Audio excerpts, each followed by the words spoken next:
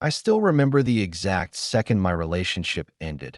Not because of a fight, not because of cheating, not even because of some big dramatic blowout. No, it ended with a laugh, a bunch of them. Actually, 5 women standing in my kitchen, laughing at me like I was a joke they'd been waiting to tell. And the worst part? I didn't even get mad. I just agreed. And that's when everything changed. Her name was Jessica. We'd been together 2 years, lived together the last 6 months. She moved in after her lease ran out, and I said, sure, why not? I liked her. I thought we were building something. But looking back, I was building a life. She was just decorating a stage. I worked from home, quiet job, graphic design. My idea of a wild night is trying a new frozen pizza and watching a documentary about deep sea fish, Jessica. Her life was a performance. Every outfit, every selfie, every casual brunch. It was all part of the show, and her audience? 3 friends who followed her around like backup dancers in a music video. I called them the Harpies, not two. Their face, of course, in my head, Tiffany, Brittany, and the third one. I never learned her name. I just called her Chardonnay. Felt fitting. We weren't married. We weren't even engaged, but she acted like she owned the place, bought little signs for the wall, changed the towels, rearranged my bookshelf like it was a crime scene. And I didn't say anything. I'm easygoing. I don't like conflict. I figured, hey, maybe this is what couples do. But then came that Friday night, the night she broke me. And in a weird way, freed me. I was making dinner, pasta, simple, safe. Jessica walks in wearing heels, a tiny dress, phone glued to her ear. Oh my God. Yes, I'm so in, she says, loud enough for the whole block to hear. A weekend at the lake? Exactly what I need. Then she hangs up, turns to me, and smiles like she just dropped amazing news. Guess what? The girls and I are going away, leaving tomorrow. I didn't even blink, just stirred the sauce and said, oh, cool, which lake? That's it. One question, not who's going, not can I come, just which lake. Like a normal person would ask, but the way she looked at me, like I just asked her to translate the menu at a Martian diner, she turned to Tiffany, who had magically appeared in my kitchen like a villain in a sitcom, and said, can you believe him? He wants to know where I'm going. Tiffany rolled her eyes. The others laughed. And then Jessica looked me dead in the eye and said, stop acting like we're married. You don't get a say in where I go or who I'm with. And they all lost it, laughing, snickering, like I'd just said the dumbest thing in human history. I stood there, wooden spoon in hand, sauce dripping on the floor, and for the first time, I saw it clearly, not anger, not sadness, just clarity, like a fog had lifted. I smiled, big, bright, totally fake. You know what? I said, you're 100% right, my mistake. They thought I was backing down, apologizing, submitting. Jessica even patted my cheek like I was a well-trained dog. Then they swept out, glitter and wine in tow, off to their weekend of freedom, the kind I apparently wasn't allowed to have. But the second the door closed, something switched. I looked around my kitchen, my house, the one I paid for, my name on the mortgage, my name on the bills, and I realized, if I don't get a say in her life, then she doesn't get a say in mine. So I made a decision, not revenge, not drama, just truth. If we're not married, then we're not living together. If I don't get a say, then neither does she. Operation Bachelor Pad Resurrection began at 8:07 p.m. that night. First move? I walked next door to Mrs. Gables. She's 80, sweet as pie, loves her roses and her gossip in equal measure. Also, she sees everything. Nothing happens on this street without her knowing. I brought her a slice of lemon cake, her favorite, and sat on her porch. Mrs. Gable, I said, Jessica told me today that we're not married, and I don't get a say in her life. I didn't have to exaggerate. The truth was wild enough. By the time I finished, her eyes were blazing. That little hussy, she whispered. Don't you worry, Tom. You leave it to me. I gave her a simple script. When Jessica shows up locked out, act confused, drop a few hints. She lit up like she'd just been cast in a spy movie. With my secret ally in place, I went home and started reclaiming my life. I didn't just pack her stuff, I curated it. Boxes everywhere, labeled with a black marker, everyday clothes, fancy dresses for events I wasn't invited to, glitter bombs, handle with care. Her 37 pairs of heels, podiatrist's nightmare, makeup, face paint, skincare, various goops. I packed it all, every scarf, every candle that smelled like ocean breeze and confidence, every abstract painting that looked like a printer error. Saturday morning, I called a moving crew from an app, loaded everything into a storage unit, paid for 1 month, a peace offering, a final act of kindness from a man who was no longer pretending. Then came the fun part. I rolled up the beige rug, the one that looked like it belonged in a dentist's office, and replaced it with AstroTurf, a full football field, right in my living room. Sold her white couch online, bought a massive black leather recliner with, I swear, at least 16 cup holders. Her minimalist coffee table? Gone. Replaced with a vintage pinball machine I found on Craigslist. Didn't work. Didn't matter. It lit up. It made noise. It was mine. Bedroom next. Took down the weird macrame thing she hung over the bed. Looked like a spider made of yarn. Put up a poster of a grizzly bear catching a salmon midair. Felt right. Felt strong. But the final touch? The masterpiece. I went to the animal shelter just to look. An hour later, I walked out with a 120-pound St. Bernard puppy named Gus. Gus wasn't a dog. He was a force of nature, a furry, drooling, slobbery tornado of joy. He immediately claimed the new sofa, curled up, and started snoring like a chainsaw. That weekend was the best of my life. No rules, no drama, just me, Gus, cold beer, and the sound of a broken pinball machine flashing in the corner.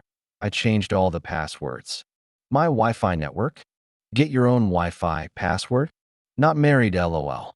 Sunday night, I sat on the couch, Gus's head in my lap, staring at the door. I knew she was coming back, and I was ready. 9:03 p.m. The doorbell camera pinged. There she was, tan, smug, humming. Walked up like she owned the place, which, in her mind, she still did. She tried her key. It went in, but didn't turn. She jiggled it. Nothing. Tried again. Nothing. Then the banging started. Tom, open the door. What's wrong with you? My key isn't working. From the couch, Gus lifted his head, let out one deep, rumbling woof, then went back to sleep. She called. I watched the phone vibrate on the pinball machine, sipped my beer, hit decline, called again, declined. 5 times, 5 rejections. The banging got louder, more desperate, then silence. I watched her pace, run her hands through her hair, look around like the world had betrayed her, and right on cue. Next door, the porch light flicked on. Mrs. Gable stepped out in her housecoat, watering can in hand. Oh, Jessica, dear, is that you? Jessica rushed over like she'd just seen a lifeline. Mrs. Gable, thank God. I can't get in. My key's not working. Is Tom home? I can see the lights. Oh, Tom's home, Mrs. Gable said, nodding slowly. He's had the most wonderful weekend. A real transformation. Transformation? Jessica said, confused. Yes, Mrs. Gable said, leaning in like she was sharing state secrets. He told me the good news. You two aren't married. He said he doesn't get a say in anything you do. So he decided to celebrate, redecorated the whole house, said it's a man's home now. Very rugged. Jessica froze. And the best part? Mrs. Gable continued, barely hiding her smile. He got a dog, a great big beautiful boy named Gus. Said he wanted a companion who was loyal. And didn't talk back. Isn't that sweet? I saw it happen. The exact moment her world cracked, she turned, walked slowly to the window, pressed her face against the glass, saw the football field rug, saw the glowing pinball machine, saw Gus, A mountain of drool and fur sprawled across her spot on the new couch, and then she made a sound, half scream, half sob, pure disbelief. Her phone came out, started texting me. My screen lit up. A wall of all caps rage. How could you? This isn't funny. I'll sue you. I waited, let it build, then I typed one message. You said to stop acting like we're married. You said I don't get a say. I agree. This is my house. You don't get a say in how I live in it, since we're not married. I've returned your belongings to storage. Address 123, Storage Way, Unit 42, Code 1234. You have 1 month. Have a great life. I hit send, then blocked her number. On the camera, I watched her read it. Her face went pale, looked at the phone, looked at the window, looked back at the phone. Then she screamed, a full-on, primal scream of rage, threw her phone onto my lawn, kicked the door, ranted for 10 minutes like a villain in a bad movie. Eventually, Tiffany showed up in her little coupe, looking annoyed, and drove her away.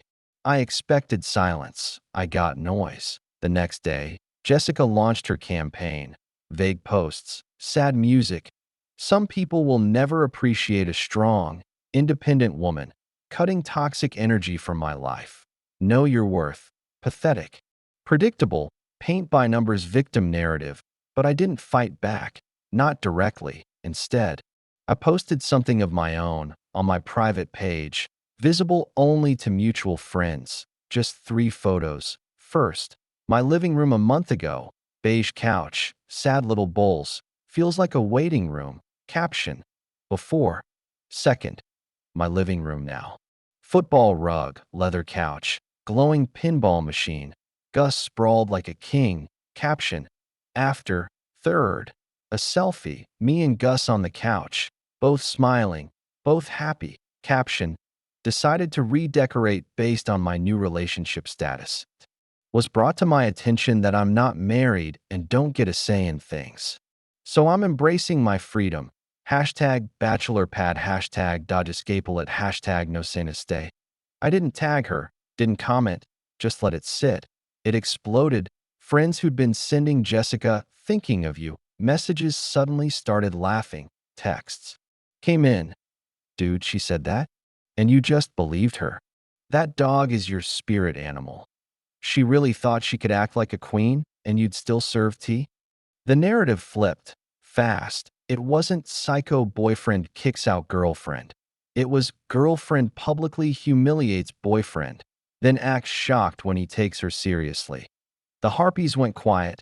Tiffany unfollowed me, but also stopped posting about toxic men. Chardonnay vanished. Jessica tried to come after me, got a lawyer, sent a letter demanding her stuff back and claiming emotional damages. My lawyer sent back 3 things: a copy of the mortgage, a copy of the lease, my name only, and a polite note asking if she'd like to start repaying the 6 months of rent, food, and Wi-Fi she'd used as a non-married guest. We never heard from them again. A month later, I was at the dog park. Gus was chasing a ball like his life depended on it. I was talking to another dog owner when someone approached me. Hesitant, awkward, it was Chardonnay. Hey, Tom, she said. I just wanted to say I'm sorry about that night. We were out of line. I just shrugged. Jessica said what she said. I just took her at her word. She nodded. Yeah, she's a lot. Called me last week, crying because her parents are making her get a job. Says it's all your fault for ruining her life. She paused, looked at Gus, who had somehow fit 3 tennis balls in his mouth at once. Honestly, it looks like you're doing just fine. And she was right. I am. The house isn't perfect. The pinball machine still doesn't work. Gus drools on everything. I burn frozen pizzas sometimes. But it's mine. No performances, no audience, no one laughing at me in my own kitchen. I learned something powerful that weekend. People tell you who they are all the time. The hardest part isn't hearing it. It's believing them. Jessica told me I didn't matter, so I stopped acting like I did. She said we weren't a team, so I stopped playing, and in the end, the best revenge wasn't yelling, fighting, or drama.